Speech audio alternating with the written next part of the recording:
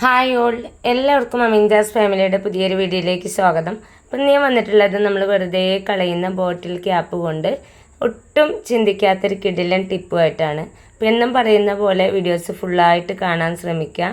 കാണുന്ന സമയത്ത് നിങ്ങൾക്ക് യൂസ്ഫുള്ളായിട്ട് തോന്നുന്നുണ്ടെങ്കിൽ ലൈക്ക് ചെയ്യാനും ഷെയർ ചെയ്യാനും കമൻറ്റ് ചെയ്യാനും സബ്സ്ക്രൈബ് ചെയ്ത് സപ്പോർട്ട് ചെയ്യാനൊന്നും മറന്നു പോകരുത്.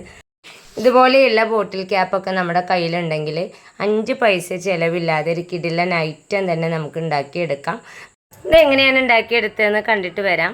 ഇത് റെഡിയാക്കി എടുക്കാനായിട്ട് ഞാൻ കുഞ്ഞു ബോട്ടിലിൻ്റെ ലിഡാണ് കേട്ടോ എടുത്തിട്ടുള്ളത്. ഫ്രൂട്ടി ബോട്ടിലിൻ്റെ ലിഡാണ് എടുത്തിട്ടുള്ളത്. 6 ലിഡാണ് ഇത് റെഡിയാക്കി എടുക്കാനായിട്ട് ആവശ്യമുള്ളത്. അപ്പോൾ ഓരോ ലിഡിൻ്റെ ഈ ഒരു ഭാഗം ഒന്ന് കട്ട് ചെയ്ത് മാറ്റണം കേട്ടോ. അപ്പോൾ ഞാനിതാ നൈഫ് വെച്ചിട്ട് ഓരോ ലിഡിൻ്റെയും മുകൾ വശത്ത് നിന്ന് റൗണ്ടിലൊന്ന് കട്ട് ചെയ്തെടുക്കുന്നുണ്ട് കേട്ടോ. ഇതാ ഇതുപോലെയാണ് കട്ട് ചെയ്തെടുക്കേണ്ടത്. അതിന് ശേഷം ഇതൊന്ന് ക്ലിയർ ആക്കി എടുത്തിട്ടുണ്ട്. ഇനി ഓരോ ലിഡും ഈ ഒരു രീതിയിൽ തന്നെ കട്ട് ചെയ്തെടുക്കാം. 6 ലിഡാണ് നമുക്കിതിന് വേണ്ടത്. എടുക്കുന്ന ലിഡുകളെല്ലാം സെയിം സൈസിലുള്ളതായിരിക്കാം, പ്രത്യേകം ശ്രദ്ധിക്കണേ. അപ്പോൾ ഞാനിതാ 6 ലിഡിൻ്റെയും മുകൾ വശം ഇതുപോലെ കട്ട് ചെയ്ത് എടുത്തിട്ടുണ്ട്.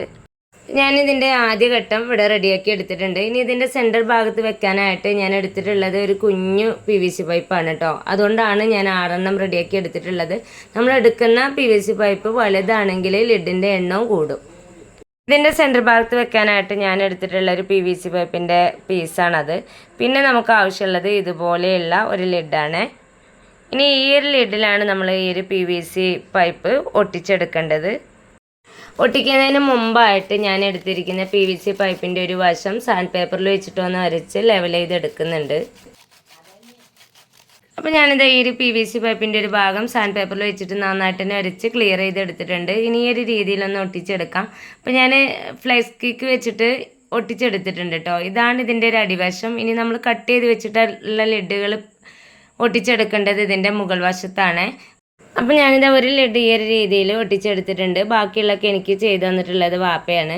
അപ്പോൾ ഇനി ബാക്കിയുള്ള ഓരോ ലിഡും ഇതുപോലെ തന്നെ ഒട്ടിച്ചെടുക്കുകയാണ്. അപ്പോൾ ഒട്ടിച്ചെടുക്കുന്ന സമയത്ത് ഫ്ലെക്സ് കിക്കൊക്കെ ആക്കിയിട്ടും ഒട്ടാൻ നല്ല പ്രയാസം ഉണ്ടായിരുന്നു. അപ്പോൾ അതുകൊണ്ട് തന്നെ ആ ഒരു ലിഡിൽ ഫ്ലെക്സ് കിക്ക് ആക്കിയതിന് ശേഷം ചെറിയൊരു പേപ്പറിൻ്റെ പീസ് ഒട്ടിച്ചു. അതിൽ വീണ്ടും ഗമ്മാക്കിയതിന് ശേഷമാണ് ഒരു സെൻറ്റർ ഭാഗത്തുള്ള PVC പൈപ്പിലേക്ക് ഇതുപോലെ ഒട്ടിച്ചെടുക്കുന്നത് കേട്ടോ. അപ്പോൾ പെട്ടെന്ന് തന്നെ നമുക്കത് ഒട്ടി കിട്ടുന്നുണ്ട്. അപ്പോൾ ഞാനിതാ 3 ലിഡ് ഇതുപോലെ സെറ്റ് ചെയ്ത് വെച്ചിട്ടുണ്ട്. ഇനി ബാക്കിയുള്ളതും ഇതേപോലെ തന്നെ സെറ്റ് ചെയ്തെടുക്കാം. അപ്പോൾ ഞാനിത് 6 ലിഡും ഒട്ടിച്ചെടുത്തിട്ടുണ്ട്. അപ്പോൾ നമ്മുടെ സ്റ്റാൻഡ് ഇവിടെ റെഡിയായി കിട്ടിയിട്ടുണ്ട് കേട്ടോ. ഞാൻ പേസ്റ്റ് ചെയ്തതിന് ശേഷം കുറച്ച് സമയം കഴിഞ്ഞിട്ടാണ് കേട്ടോ ഇത് എടുക്കുന്നത്. ഇത് വെച്ചിട്ട് നല്ലൊരു കിടിലൻ ടിപ്പ് തന്നെ ഉണ്ട്, നല്ലൊരു യൂസേജ് ഉണ്ട് കേട്ടോ ഇതിന്. അതെന്താണെന്ന് നോക്കാം. ഞാനിതിൽ കീപ്പ് ചെയ്യാൻ പോകുന്നത് ഞങ്ങളുടെ ബ്രഷാണ് കേട്ടോ. അപ്പോൾ ഓരോരുത്തരുടെ ബ്രഷും ഓരോന്നിലായിട്ട് ഞാൻ ഇട്ട് വെക്കുന്നുണ്ട്. ബ്രഷ് ഇതുപോലെ കീപ്പ് ചെയ്യുന്ന സമയത്ത് ബ്രഷിൻ്റെ അടിവശം നമ്മൾ താഴെ പേസ്റ്റ് ചെയ്തിട്ടുള്ള ആ ലിഡിനുള്ളിലേക്ക് വേണം കേട്ടോ വെച്ച് കൊടുക്കാനായിട്ട്, വീഡിയോയിൽ കാണുന്ന പോലെ. എന്നിട്ട് സെൻറ്റർ ഭാഗത്തുള്ളതിൽ ഞാനിതുപോലെ പേസ്റ്റും കൂടി വെച്ച് കൊടുത്തിട്ടുണ്ട്. ഇതുപോലെ ബ്രഷും പേസ്റ്റും നമ്മൾ കീപ്പ് ചെയ്യുകയാണെങ്കിൽ രാവിലെയൊക്കെ നമുക്ക് വളരെ എളുപ്പമായിരിക്കും ബ്രഷും പേസ്റ്റൊക്കെ എടുക്കാനായിട്ടും. അതുപോലെ തന്നെ പിന്നീട് നമുക്കത് തിരഞ്ഞ് നടക്കേണ്ട ഒരു ആവശ്യമില്ല. ബ്രഷ് വെക്കാൻ മാത്രമല്ല കേട്ടോ, പേന, പെൻസില്, സ്കെച്ച് ഇതെല്ലാം നമുക്ക് ഈ ഒരു രീതിയിൽ കീപ്പ് ചെയ്യാൻ പറ്റും. അപ്പം നമ്മുടെയൊക്കെ വീടുകളിൽ ഇതുപോലെ ഒഴിവാക്കിയ ലിഡും ഒരു കുഞ്ഞ് PVC പൈപ്പും ഉണ്ടെങ്കിൽ 0 കോസ്റ്റിൽ നമുക്ക് ചെയ്തെടുക്കാൻ പറ്റുന്നൊരു കിഡിലൻ ടിപ്പാണ്. അപ്പോൾ എല്ലാവരും ഒന്ന് ട്രൈ ചെയ്ത് നോക്കണേ. ഇനി നെക്സ്റ്റ് ടിപ്പിലോട്ട് പോവാം. നമ്മൾ എത്ര ശ്രദ്ധിച്ചു കഴിഞ്ഞാലും ചിലപ്പോഴൊക്കെ ഉപ്പേരിയോ കറിയൊക്കെ ചട്ടിയുടെ അടിയിൽ പിടിച്ചിട്ട് ഈ ഒരു രീതിയിലാവാറുണ്ട്. അത് ഒരിച്ചെടുക്കാൻ നല്ല പാടാണ്. അത് സിമ്പിളായിട്ട് നമുക്ക് ആ ഒരു അടി പിടിച്ചത് കളഞ്ഞെടുക്കാനുള്ള ഒരു ടിപ്പാണ് കേട്ടത്. അപ്പോൾ അതിനായിട്ട് ഞാൻ ഒരു ചട്ടിയിലേക്ക് അല്പം പേസ്റ്റാണ് ആക്കി കൊടുത്തിട്ടുള്ളത്. പിന്നീട് ഞാൻ അതിലേക്ക് ആഡ് ചെയ്ത് കൊടുത്തിട്ടുള്ളത് കല്ലുപ്പാണ് കേട്ടോ. അപ്പോൾ നിങ്ങളുടെ കയ്യിൽ കല്ലുപ്പ് ഉണ്ടെങ്കിൽ അത് തന്നെ യൂസ് ചെയ്യാനായിട്ട് ശ്രദ്ധിക്കുക. എന്നിട്ട് കുറച്ച് വെള്ളം കൂടി ആഡ് ചെയ്ത് കൊടുത്തിട്ടുണ്ട്. പിന്നീട് ഞാൻ അതിലേക്ക് ചേർത്ത് കൊടുക്കുന്നത് ലിക്വിഡാണ്. അപ്പോൾ നിങ്ങളുടെ കയ്യിൽ ലിക്വിഡ് ഇല്ലെങ്കിൽ സോപ്പ് പൗഡർ യൂസ് ചെയ്താലും മതി. ഇതെല്ലാം കൂടെ നല്ല രീതിയിലൊന്ന് മിക്സ് ചെയ്തെടുക്കാം. ആ പേസ്റ്റൊക്കെ കട്ടയില്ലാതെ വേണം കേട്ടോ മിക്സ് ചെയ്തെടുക്കാനായിട്ട്. നന്നായിട്ട് മിക്സ് ചെയ്തെടുത്തതിന് ശേഷം മാത്രമാണ് കേട്ടോ സ്റ്റൗ ഓൺ ആക്കേണ്ടത്.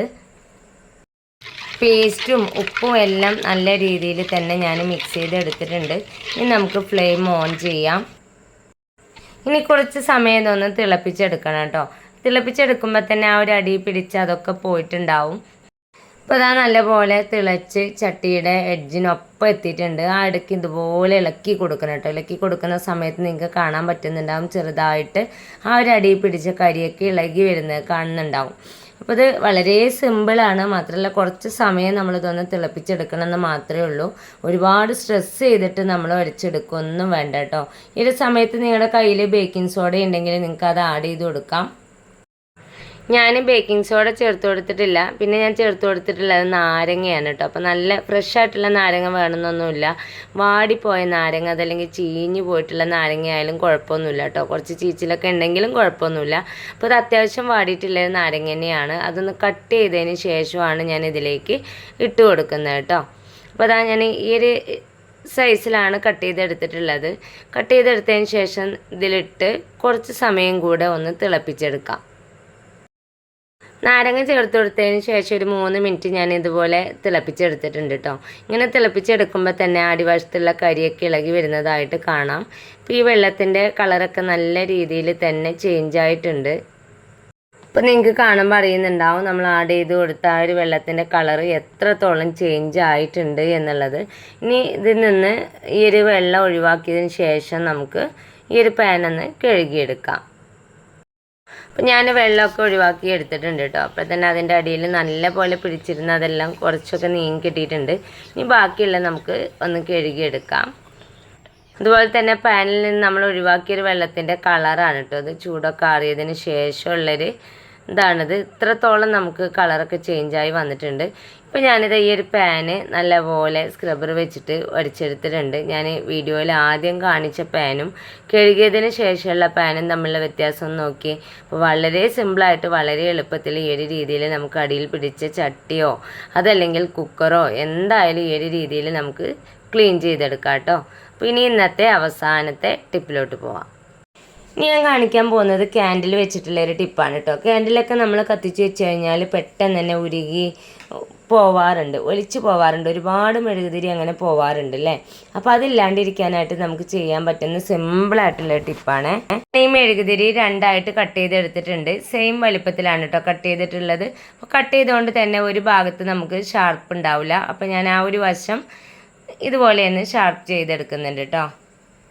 2 പോർഷൻ ഉള്ളതിൽ ഒരു പോർഷൻ ഞാൻ ഷാർപ്പ് ചെയ്തെടുത്തിട്ടുണ്ട്. പിന്നെ ഓൾറെഡി ഷാർപ്പായിട്ടുള്ള ഒരു ഭാഗം ഉണ്ടല്ലോ, അതിൻ്റെ ഈ ഒരു ഭാഗം ഇതുപോലെ ഒന്ന് അടർത്തി മാറ്റാം കേട്ടോ.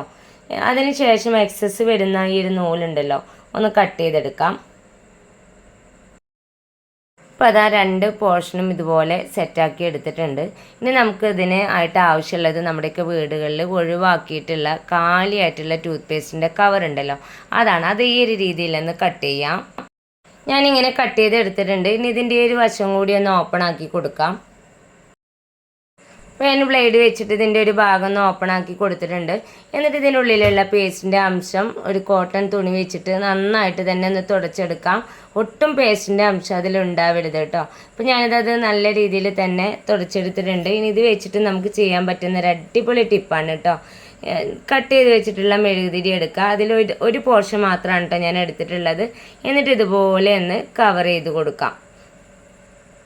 എഡ്ജ് വരുന്ന ഭാഗത്ത് പ്ലസ് കീക്ക് തേച്ചിട്ടൊന്ന് ഒട്ടിച്ചെടുക്കാം.